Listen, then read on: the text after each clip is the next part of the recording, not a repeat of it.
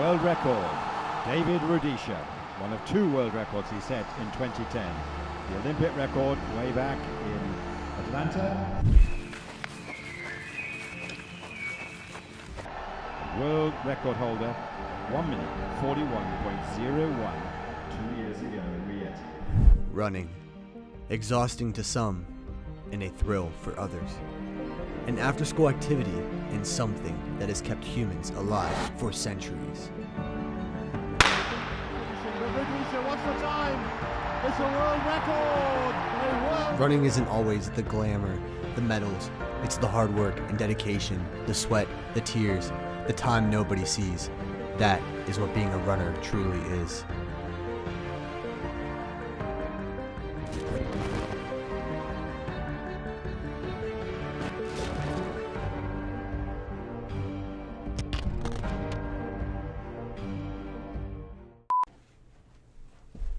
We good? Yeah.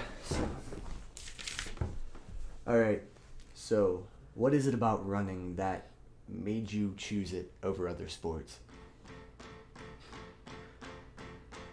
You got a minute?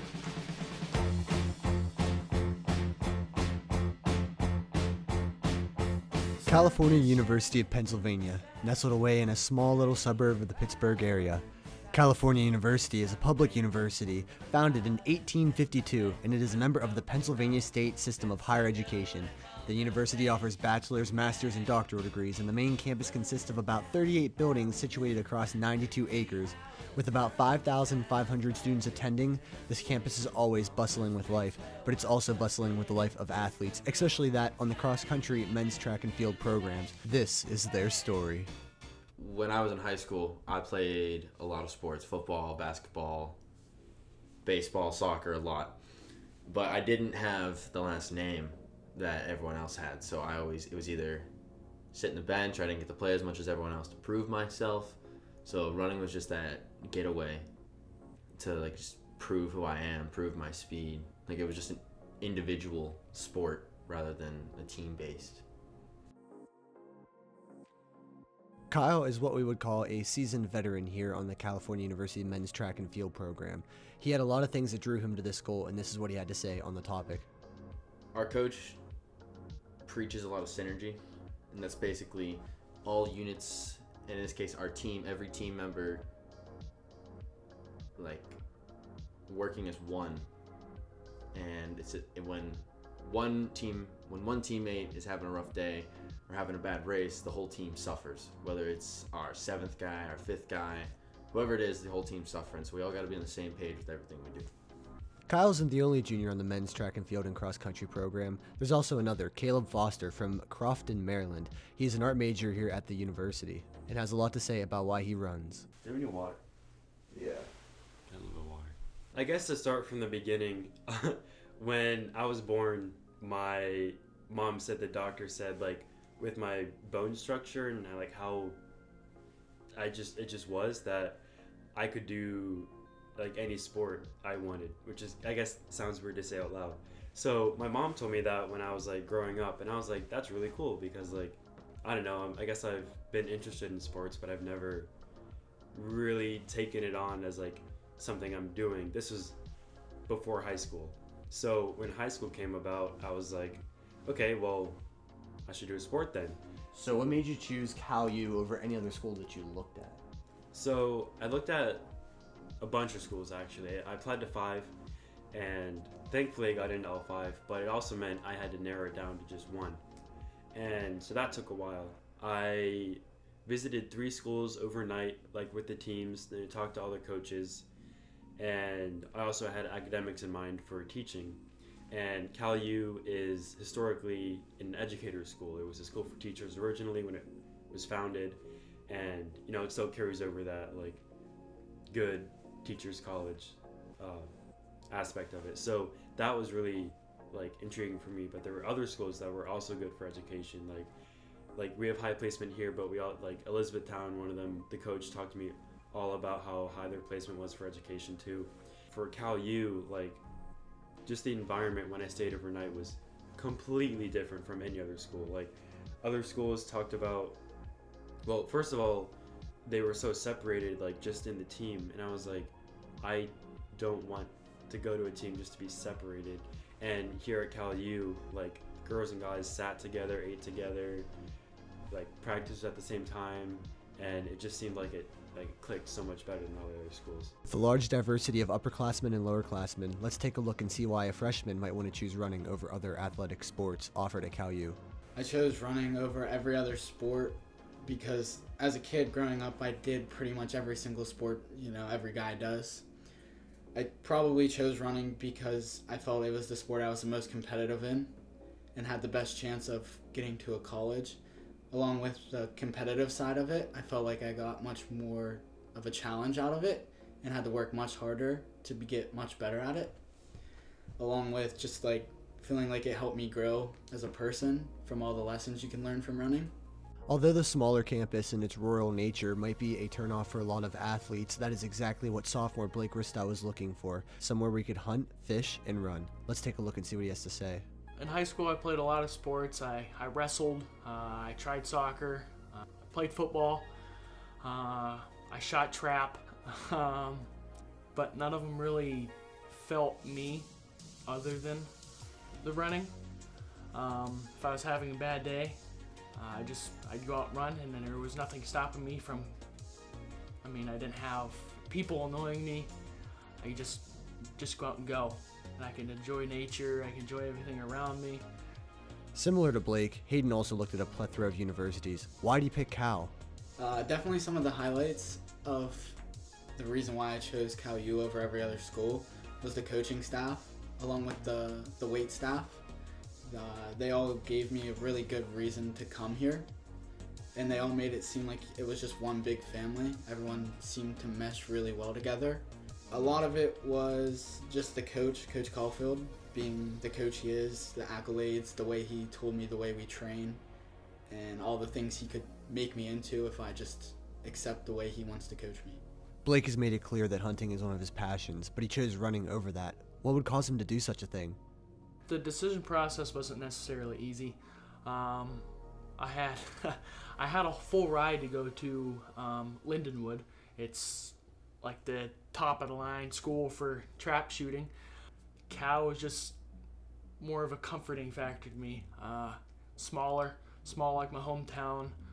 There's nothing really around here. If I wanted to go out and enjoy a run on my own, I didn't have to worry about running through a city and having people staring at me the whole time. The coaching staff, Coach Caulfield is probably the greatest coach I've ever met in my life. Bobby, our weight training coach, he's absolutely phenomenal. The whole team aspect, it just feels like a family here. My clothes still smell like urine from the subway, but that's the exact reason we love New York. Anyways, let's check in with Kyle and see how he performed at the Staten Island Invitational at their indoor facility. It was really nerve-wracking to run on that because my coach was telling me, oh, when you go on the turn, it's going to be hard to pass them on the turns, and it's a 200-meter track. So if I wanted to make my move, I have very little time to make my move on the straightaways. But when I got in the race, it wasn't too bad making moves on the turns, but I didn't want to get too wide. And then, I don't know, it's just, I got really nervous beforehand, like I do every race, and coach had me seated at a faster time than I've run all season because I'm coming off of an injury. So I was really nervous and I didn't want to let him down, and during the race, he just told me, you got to go, you can win this race, and I just went for it and sat on a kid's shoulder and then won my heat. Every time we have gone to Kent, I swear it has been super cold and snowy, but at least it's an indoor track, so you really don't have to worry about the wind or anything like that. And that is what Caleb attributes to some of the reasons why he believes Kent State was one of his best performances during the season here at their facility. Let's take a look and see why he thinks that is. Yeah, Kent it was a good day for me. So I was going off of last week. Before that, I ran at Staten Island in New York, and it was not a good race. It was my first race back after being injured. I had some knee problems going off of winter training, which still weren't settled yet. But when I ran at Staten Island, it was just a bad race, and it was slow, and I didn't even really compete with the other runners. I was behind them pretty much from the start. So when it came to Kent, the next week I knew, like, obviously the race last week wasn't like me, like that wasn't the kind of runner I was or like where I wanted to be. So at Kent, I was like, I'm here to like do a job, basically. Like, I'm leading this race. It wasn't my goal to lead the race, but I was like, when it started, I was like, I'm starting faster than all these people are already. Like, I'm taking the lead. I'm just gonna push this pace. Like, I'm gonna lead out front. I'm just gonna not give myself. Well, I'm going to give myself that chance. Like, I'm going to give myself that chance to win the race. Like, to be the runner I know I am, even if I wasn't quite there yet. So at the end, I ended up getting third, but like, it was a big step for me because I was like I know what kind of runner I am. I showed it at Kent. I just needed to keep up the training, going off of the injury, to be there. Coming off a strong cross-country season, Blake was looking for a PR at Kent State, but that's not exactly what happened. Lately, when I've been going into a race, I'm just negative. At Kent, in particular, I went into the race not knowing what to expect. I looked at everybody around me, and I was just judging them based on how they looked, and I'm like, oh, man, these guys look fast. These guys have been putting in just as much training, or no, not just as much training. These guys have probably been putting in more training than me, so I didn't even give myself a chance leading up to the race. So basically, my race was over before I even got to start. Bethany is one of the first meets the Cal U cross-country team participates in the fall, and one of the first track meets in the outdoor season. But this familiar setting brings a familiar enemy. But Bethany, Brett and I ran the 15 together, and there was this kid from Point Park who us three usually just go back and forth with everything. Our times are really close together. And so Brett said, hey, I want to lead it. So I'm like, all right, I'll be right on your shoulder helping you. Like, I'll push you to lead it. So we start going. It's about 2.5 laps in, and this kid from Point Park makes a move on me. And I'm like, all right, I can go with him. But he made the move longer than I thought he was going to, and I just gave up. I didn't commit to making the move, and I regretted it coming down the last lap. Because I had the kick, but I couldn't get enough to catch him. Old enemies always seem to reappear around track season, whether they be a real person or your own mentality. Let's see how Blake handles this. So outdoor track season rolled around, and we went to Bethany. I thought I had things turned around, but it wasn't the case. I went into the race. I was stuck in a faster heat with two of my teammates, which I know I can keep up with. I do in the workouts, so there was no reason why I shouldn't have during the race, but I went right back to my old self and looked at their seed times, and they've ran times way faster than I have. And I went back to looking at the times that I had ran in indoor season. I kind of went back into my old rhythm as I did in indoor. I started looking at my times, and they were slower than they should have been. And I didn't really trust the process. I was going down, but I didn't believe myself that I could come back up. So I just kept going down and down and down. But that's when I realized that it's all just part of the process. I know now that failure is okay. I'm not always going to perform at 100%. There's gonna be them ups and downs, and when I have them downs, I need to keep positive in order to get myself back up. I need to trust the process, trust my training, because I know I'm going to get back up to the top. So I do a lot of my workouts with Blake, and getting to see him overcome a lot of the problems he had mentally.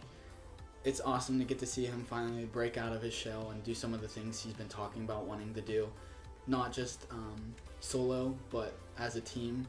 It's really great seeing a guy that really came in not sure of what he was capable of doing, finally getting to see what he's really here to do. Slimy Pebble is one of Cal U's oldest rivals, and our team came here hungry for victory. Let's see how they did. So at Slippery Rock, I ran the 800 and the 4x4, and I don't know, something about the sprinting events, like more sprinting than like a 15 or anything above that. Something about the sprinting events just makes it more competitive, I guess, because it's like with the 800, you don't know. With the 800, you had to make your move like fast. Like, there's no sitting, there's no waiting. Like, you have to make your move when you want to make your move, because if you wait too long, it's going to be way too late.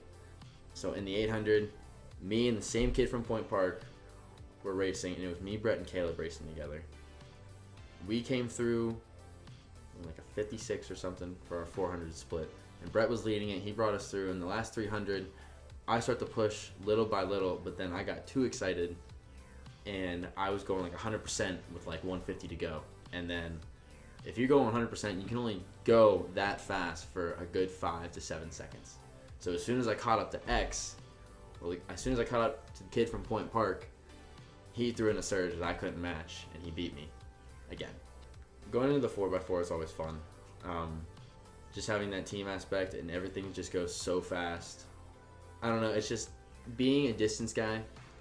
You're not going to win the rate. You're not going to win the 400 in the first 200 meters. It's going to be the last 200 meters, because every one of the sprinters, they're going to sprint you in the first 200, but you have that endurance, you have that ability, and that heart to just power through the last 200 and catch them. So coming onto the team, Kyle was kind of one of the first guys I met. He stood out over everyone else. Just his attitude towards running and everything else was very positive. But at Bucknell, Kyle really killed it. He came in and he ran 2 huge PRs, just absolutely ran amazing that day. Bucknell is one of the most competitive meets that the California track team participates in each year. Through heartbreaks and triumphant victories, our athletes came and poured their hearts into their races, competing against the best the area has to offer. Let's see if Kyle rose to victory or fell victim to the disease of defeat. My 15, we started out, this kid just took off, and he was about 50 meters ahead of us in the first lap. So I'm not thinking about him, I'm thinking about the guys around me, because that's what coach preaches. Like, just don't worry about the time, don't worry about who's 50 meters ahead, worry about who you're racing in that moment and just try to beat them. So going into the race, coach told me, he's like, hey, there's only 2 kids faster than you in this heat right now.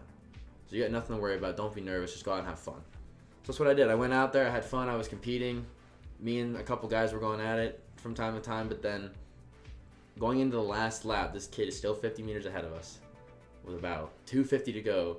Coach gets in my face and he's like, you can win this race. And I'm thinking, no, I can't. This kid's 50 meters ahead of us. And I look up and he's like 25 meters ahead of us. So I'm like, oh, I got this. So at Slippery Rock, coach and I talked after the race about how I can't go 100% that soon. Because as a distance runner, you got to know the difference between 98%, 99%, and 100%. So that's exactly what I did at Bucknell. 200 to go, I start going like 98%, I kick it up to 99%, and then coming down the last straight, this kid in front of me is dying, me and this other kid start going. So then I'm like, all right, time to go. So I went 100%, and I beat him by a couple seconds. I don't know how much it is. They're still out of the picture.